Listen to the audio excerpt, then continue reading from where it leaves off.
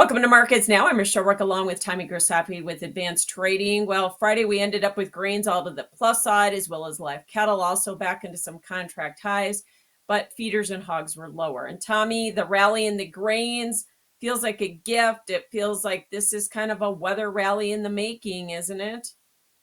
Yeah, definitely producers who've planted the crop and things look to be off to a good start have to lower their expectations. When D's corn can go from 495 up to back to 530, it doesn't feel like it moved much, but we moved even a little higher than that.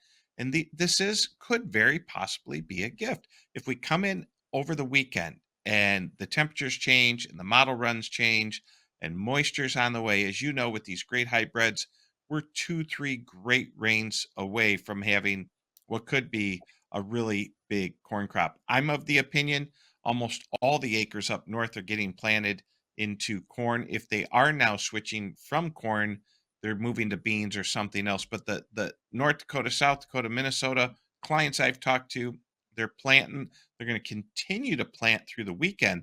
There was rain scheduled for up north Friday, Saturday. They're starting to pull that out of the forecast. All all all everything I can tell, we're going to get it in. Now, what happens next? Because the one thing that we're not talking about that we need to talk about, poor demand in corn, poor demand in beans, poor demand in wheat. If we do get it in and we do grow a big crop, who are we going to sell it to, Michelle? That's probably our biggest problem here in the United States. Yeah, it is, but you don't fix that overnight unless you have lower prices. Is that the cure to this whole situation? Is prices are going to have to go down or what? They we have the potential to drop a lot in the harvest. We really could see prices that shock you in the harvest. Now we're fortunate to have the crop insurance number of call it 590, 591, and the bean number so much higher here. Beans are really what's dropped an incredible amount, and they're just not bouncing. Corn's up 13, 14 cents. Beans will be up 13 cents, but boy, did the beans get away from people. So the beans are the crop that's sold off the combine typically, Michelle. I think folks have some sold. We stayed above 14 long enough to get sold and protected. I still think there's a lot of people out there that haven't done enough on their soybeans and corn for bushels they can't store at the end of 23. So let's talk about old crop corn up into the $6 area. We're up into resistance. Do we need to have that forecast continue to be hot and dry for us to get over that hurdle? And will the inverses keep working or not? It's very impressive. I watched July Sep corn. It's been very much still being bull spread, but when you watch the Sep D's corn, that's come down quite a bit from even each price was even to about -5 right now. It's going to be really hard to push this corn market to continue to go up, and that's because our friends down south in South America have a really great corn crop. That second crop, safrinha corn crop, is going to be a big one. I hear out of Brazil, and prices could go much lower just based on their selling. I guess China's the wild card, Michelle. Is it possible they canceled all that corn and they maybe come back in for it? That would be pretty wild. Yeah. What about the soybean market? Part of the problem there has been this big pullback on the soybean meal. We scored new lows for the move there this week. Is that also a function of demand that is switched over to Brazil as well that keeps underpinning that market or not?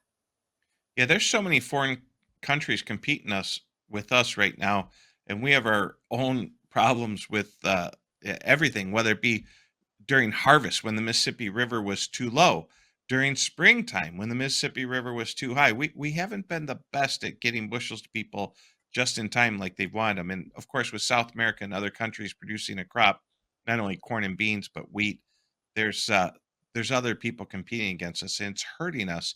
And we're seeing that in the export numbers. We're seeing it on the Thursday sales, and we're not getting those flash sales.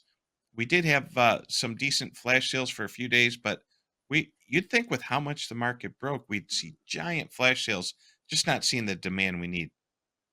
Yeah. So you're pinning a lot of this pullback on demand, which I think we can all agree on, but we also keep talking about a big crop. So let's talk about what happens. Monday we come in, we've got hot forecast, dry forecast for the next 2 weeks. Does the market really start putting in weather premium, or are we going to be able to continue this rally or not? These are tough months. We usually make our highs by the end of June, beginning in July. Everyone out there is saying that we almost always go back to our crop insurance level. This could be one of the first years in a long time that we don't go back to 591. But putting on 30, 40 cents in a day, it would only take, or in a week, it only take a few more weeks to get back up there. That would be a big boulder to push up the hill. I think you'll see aggressive selling and protecting around 550 cash corn, 575. And if we were blessed enough to get the six, I think you'll see people selling unless you and I are talking a few weeks from now and it still hasn't rained and temperatures are hot. All bets are off. If we did, the government has our yield at a very high yield. We take down what the government Right. has our yield at into the middle 170s. All of a sudden, we're tight on corn again. And it could be a whole nother set of numbers. All right. So, do the old crop bushels turn into new crop, or do these inverses keep working? What are you thinking there? I think some people are going to hold their old crop too long. I helped a lot of people today sell old crop corn. We got above six. That woke people up that we were 55 cents off the lows from just 5, 6 days ago. That really got people excited. And their crops are planted. They now have time to start the trucks. The water level on the rivers went down. Let's get those grain bushels flowing.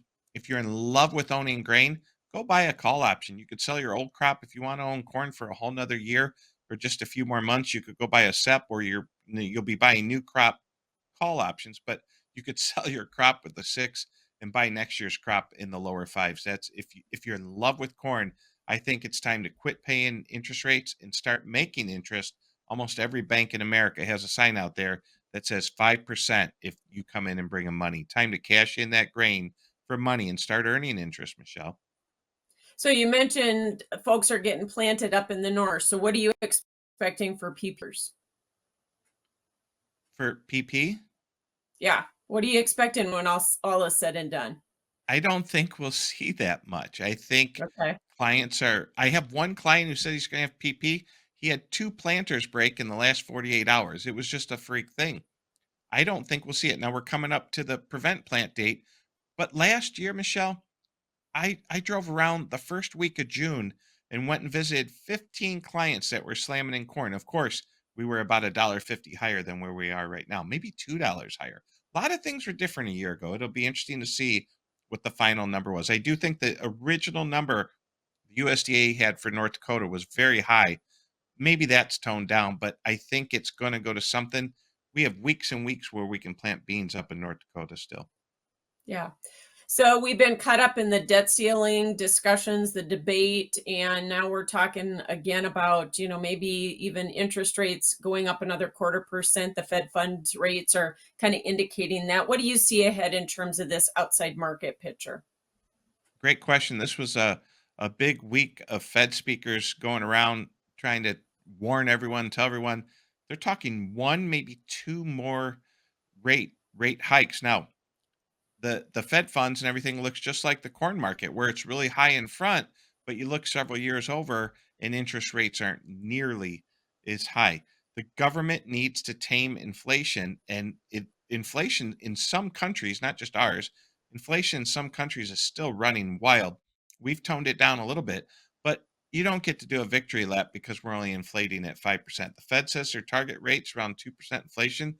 They want to get there, and their one tool to do that is to make money tight, make money restrictive.